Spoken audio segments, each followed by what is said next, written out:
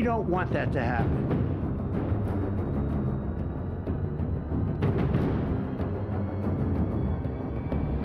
The consequences are huge for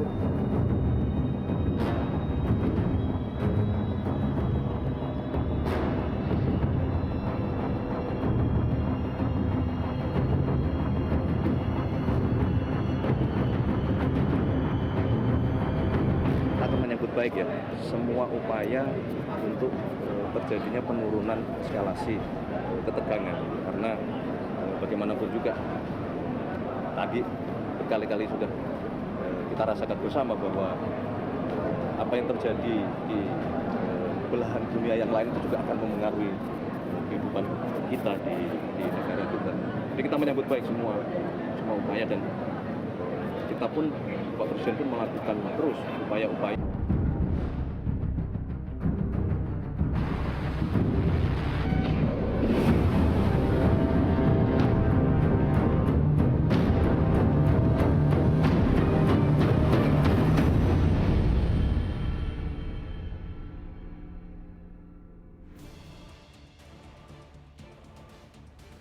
Disiarkan langsung dari Studio 2 CNN Indonesia. Inilah Head to Head with Elvira. Selamat malam, Amerika Serikat dan Iran sepakat melakukan gencatan senjata selama 2 minggu di saat yang sama Selat Hormuz, jalur vital energi dunia mulai dibuka kembali. Tapi pertanyaannya apakah ini menjadi awal perdamaian atau jeda sebelum konflik yang lebih besar? Kita akan bahas malam ini gencatan senjata 14 hari. Benarkah konflik Amerika versus Iran berakhir? Kami undang narasumber yang pertama, mantan Duta Besar Republik Indonesia untuk Iran, Dian Wirengjunit. Pak Dian, selamat malam. Selamat bergabung.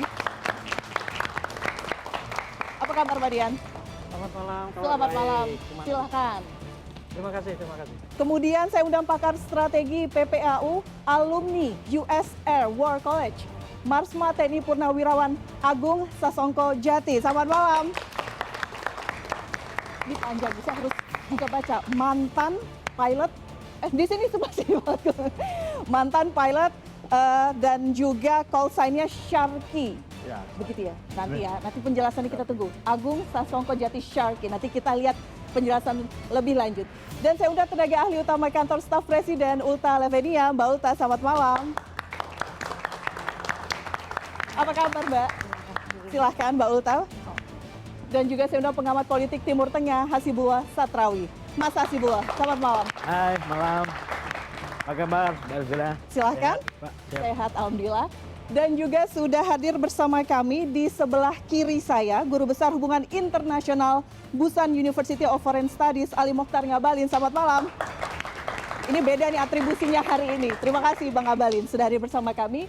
Dan juga kami menunggu Profesor Susi Sudarman dari Universitas Indonesia nanti akan bergabung bersama kami. Dan kita akan mulai diskusi malam hari ini. Saya ke Pak Dian terlebih dahulu karena hari ini menjadi salah satu hari yang cukup mengejutkan. Betul. Kita melihat konflik Amerika dan Iran.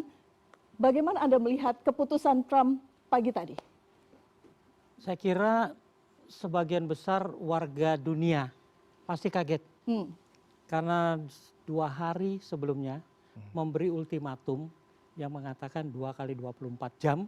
Kalau Iran tidak mengikuti kemauan dia, kemauan si Trump itu, berarti dia akan melakukan apapun yang bisa dilakukan termasuk meratakan Iran, menghancurkan jembatan, menghancurkan pusat-pusat militer strategisnya, pusat-pusat nuklirnya dan sebagainya. Tapi yang terjadi sebaliknya, bukan hanya tidak dilakukan niatannya dia itu, tapi malah pernyataan gencatan senjata. Pernyataan gencatan senjata dalam sebuah konflik hal yang biasa, apalagi kalau negara-negara yang berkonflik dipimpin oleh pemimpin yang waras. Oke. Nah, yang satu ini sakit. Tidak bisa diduga apa yang dikatakannya. Lihat riwayat pernyataan dari tanggal ke tanggal berapa ngomong A, tanggal berikutnya ngomong B, tanggal berikutnya ngomong C, tanggal berikutnya ngomong D. Artinya apa? Semua ini buat saya ya susah mempercaya orang seperti itu. Tadi Mbak Elvira mengatakan sampai kapan atau seperti apa ke depannya, apakah akan damai? Buat saya kalau perang lagi berarti satu kemunduran besar. Karena sekarang ternyata Trump bisa waras. Jadi menurut Anda keputusan gencatan senjata ini salah satu keputusan waras Presiden Waras, Trump? betul. Tapi kalau mengingat sebelumnya, kekhawatiran dunia rasanya masih tetap ada. Artinya apa? Kalau dulu saja tanpa ABC, tanpa hujan angin langsung menyerang Iran, bulan Mei, Juni tahun lalu. Kemudian sekarang tanpa ABC menyerang lagi, apalagi bulan suci Ramadan. Sekarang katanya perang yang tadinya 4-5 minggu ternyata lewat dan sekarang menawarkan. Ke depan ini nggak ada yang bisa duga. Nah buat saya kuncinya ada di yang sekarang dilakukan oleh Pakistan dan teman-teman. Kalau dalam jeda 2 minggu ini gencar upaya menggabungkan usulan Trump 15 poin, usulan Iran 10 poin, dan awalnya ukuran 4 negara ini kan 5 poin. Kalau elemen-elemen itu dicari apa yang bisa menjadi titik temu, mungkin ke depannya extension dari ini terjadi, ceasefire. Mungkin. Kalau yang sana masih tetap waras. Tapi kalau obatnya habis, mungkin kembali seperti semula, serang-serangan lagi. Oke, baik. Menarik tadi yang disampaikan oleh Pak Dian. Saya ke Anda sekarang. Dari sisi Iran misalnya, dari negara-negara di Timur Tengah. Ya. Ini kan sekarang ada klaim kemenangan gitu ya, gencatan senjata ini. Menurut Anda, apakah kemudian, menurut Mas Hasibullah, ini kemenangan Iran atau Amerika? Iya, sebenarnya kalau kita baca secara fair dari 3 negara ini, Iran, Amerika, dan Israel, saya cenderung mengatakan Iran dan Amerika sama-sama menang. Yang kalah dan babak belur adalah Israel. Kenapa saya katakan Iran menang? Kalau kita baca dari awal, sebenarnya Iran memang karena dia sebagai orang yang diserang, dia bertahan. Dan Iran berhasil mempertahankan bahwa dia adalah sang penentu. Itu kalau secara analisa time by time, saya bisa katakan second by second, itu bisa kita udah mulai baca dari kurang lebih hari ke-25. Yaitu di 584 ketika Trump sudah mulai memperkuat lagi kerangka waktu. Sebenarnya kalau dibaca dari awal, Trump sudah bikin kerangka waktu. Perang kurang lebih 4-6 minggu. Dia udah sampaikan, bisa dicek di media. Dan itu artinya dia ada salah kalkulasi di awal. Bahwa ini perang akan terjadi cepat dan nggak perlu lama-lama karena dia punya kepentingan begitu banyak. Tapi ternyata setelah diikutin, layu maut Netanyahu ini nggak bisa. Karena ternyata sampai pimpinan tertinggi Iran mati sekalipun, bukan ternyata ganti rezim, tapi justru rezimnya makin kuat. Karena itu dia udah mulai atur kendali, terutama di hari ke-25 tadi, yang sudah mulai memperkuat kerangka waktu bahwa ini akan berakhir kurang lebih 4-6 minggu. Apa yang dilakukan Trump? Trump seorang pedagang. Jadi dia tidak ingin langsung dapat, tapi melalui ultimatum yang diperpanjang. 2 hari, 5 hari, 10 hari, tambah 2 hari lagi. Artinya apa? Orang pedagang kalau belum dapat, dia akan cari cara agar bagaimana pembeli bisa masuk. Turunkan harga, atau mungkin kasih diskon, dan lain sebagainya. Dan itulah yang dilakukan oleh Trump dari semenjak di hari ke-25 tadi, sampai kurang lebih kemarin 4 jam, 5 jam sebelum deadline terjadi. Awalnya, saya rasa kita sebagai warga dunia, paling tidak saya, berpikir ini kiamat akan terjadi. Karena ultimatum begitu besar, bahkan 7 jam sebelumnya saya baru pulang dari beberapa stasiun, itu situasi lapangannya sangat mengkhawatirkan. Karena Iran dan Israel betul-betul pada eskalasi tertinggi. Tapi saya lihat di 4-3 jam terakhir, situasi berubah, dan itu yang saya bilang sebagai 2 negara sama-sama melakukan kompromi luar biasa. Iran akhirnya menerima kompromi. Komprominya adalah bahwa dia mau menerima solusi sementara. Awalnya dia tolak. Sebagai bentuk dia adalah tangan di atas. Ketika Trump bilang akan segera berakhir, Iran bilang no, yang menentukan berakhir adalah kami, bukan Anda. Itu superiority dia. Dia ingin tunjukkan tangan dia di atas. Tapi di last minute dia mau menerima itu. Kenapa? Karena Amerika juga menerima syaratnya Iran. Jadi Amerika juga melakukan kompromi. Apa itu?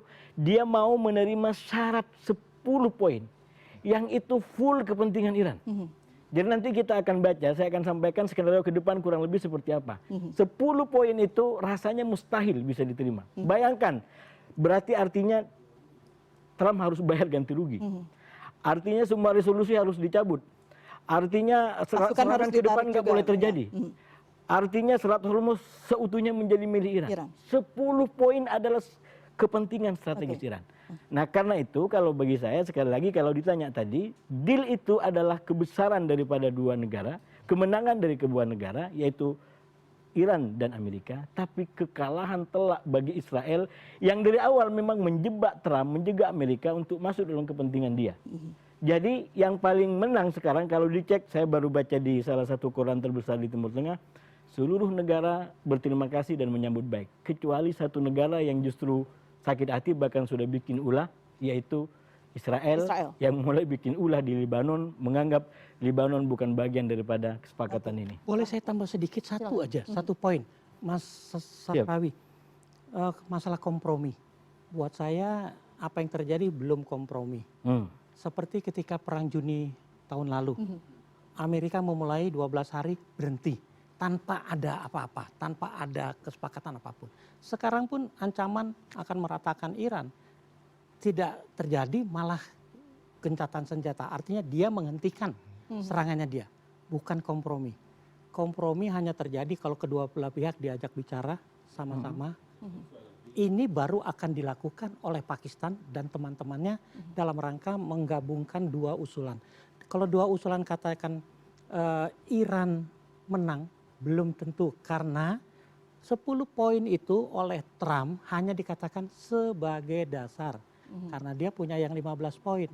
Nah itulah yang akan dimatangkan oleh 4 negara di pimpinan Pakistan. Oke. Bang Abalin tadi ingin komentar sedikit tentang hal ini. Kalau misalnya kita bertanya siapa kemudian yang menang dalam kondisi saat ini sementara. Apakah Amerika, apakah Iran? Amerika mau memimpin komando perundingan ini. Kenapa? Karena harus ditahu bahwa dalam setiap kesepakatan itu ada yang disebut dengan standing agreement. Kenapa 10 poin ini sebagai langkah besar yang harus dilakukan oleh Tehran atas tuduhan Amerika kepada Iran bahwa dia membiayai teroris itu adalah Hamas. Kenapa tidak ada dalam 10 poin ini terkait dengan Gaza, Palestina dan lain-lain? Itu pertanyaan besar loh. Apakah sekepentingan itu saja bagi sebuah negara Iran? Dan kalau Iran yang memimpin, boleh Amerika memulai. Tapi yang mengakhiri adalah Iran. Itu berkali-kali statement itu.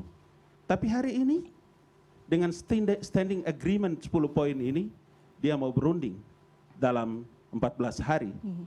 Pertanyaan kedua, apakah kesepakatan standing agreement dengan Amerika itu artinya juga dengan Rusia? Tidak jawabannya. Jangan keliru itu, jangan keliru loh. Boleh jadi di 14 hari ini, tadi jam 9.42 menit waktu Tel Aviv, itu rudal masih ada loh di atas Tel Aviv di saat agreement ini sedang berlangsung.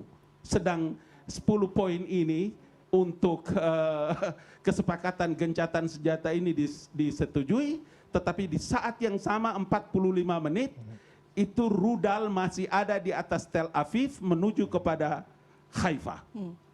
Jadi siapa yang harus bicara tentang poin ini? Tapi saya mau bilang bahwa dengan pembicaraan kita malam hari ini, mudah-mudahan pemerintah kita, Adindaku Ultra juga ada dari kantor staf presiden, kemudian ada duta besar Iran dan teman-teman dari luar negeri juga duta sedang besar nonton. Indonesia. Iya, oke. Duta besar Iran di Indonesia yang mungkin juga sedang menyaksikan, dan pembicaraan kita ini menjadi rekomendasi penting menurut saya. Karena poin-poin ini sudah berulang kali lebih dari 427 kali dalam dokumen yang saya sudah baca ulang ini. Gitu Mbak Elvi. Oke, baik. Bersama kami juga sudah hadir Prof. Suzy dari Universitas Indonesia. Prof, melihat apa yang terjadi hari ini luar biasa. Publik menunggu sebelumnya ya ada ultimatum gitu ya untuk menyerang Iran. Tapi kemudian akhirnya ceasefire, gencatan senjata. Betulkah Amerika di atas angin saat ini? Saya pikir ini kesalahan strategik ya. Kesalahan strategik karena sebenarnya yang terjadi adalah unintended consequences. Unintended consequences itu misalnya begini.